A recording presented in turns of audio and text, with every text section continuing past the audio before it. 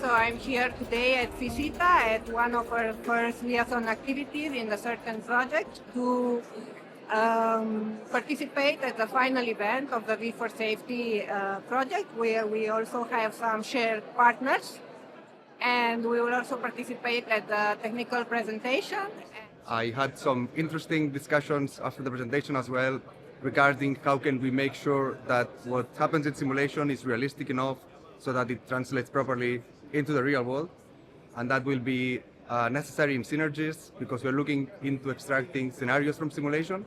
So we need to make sure that those scenarios are realistic enough and that we can take them into account and enter them into the database together with scenarios from real world driving and accidentology databases and other sources.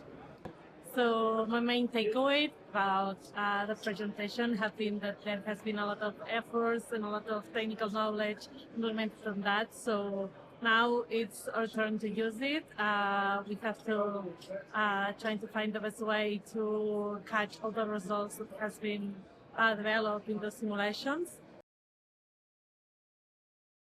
The main takeaway for me was that the V4Safety project has gathered a lot of knowledge about the different traffic and accident databases all over Europe, what the differences are, what the potentials of these databases are, and how we can make use of the data for Europe in assessing ADAS functions, but I can see also AD functions, for example. Yeah, I think the way the project has delivered is fantastic because we have this grid framework and grid analysis on some difficulties we can have with simulation. And virtual testing is something that will go really in force in the next year or in the next decades. So we have to be very knowledgeable about all the issues that we have to manage in virtual testing for the benefit of safety features. Harmonized simulation framework is interesting for our project because our project called Sakura project is also aiming the harmonization of the safety assessment methodology. So when you see what we already can do, then I'm interested in the next step.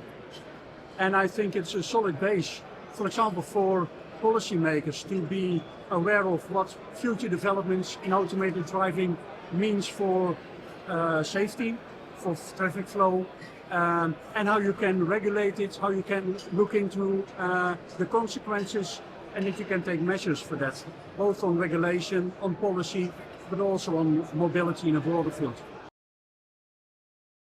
Also, I had the chance to present the use case that we simulated at BMW with the left-turning vehicle with oncoming motorcycle, where our SCM, our driver behavior model, have been used in these simulations, also to interact about the results we achieved with these simulations with so many visitors. It was really interesting to have their insights and also to get some exchanges about driver behavior models. V4Safety created all this methodology for credible simulation, for reliable simulation, for safety assessment. And now we need to really hand it over to industry, to end users. Of course, we already tested before with industry.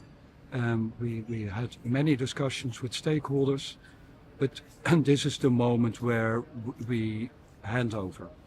People were really engaged in the discussions. We really had nice feedback, but it was all in a very positive sense. And we saw that even the collaborations with other projects, with other organizations internationally, were really getting shape in this conference. So I'm really happy that we are here, and it's kind of proud that we can do it. And that we can finish the V4Safety project in this way.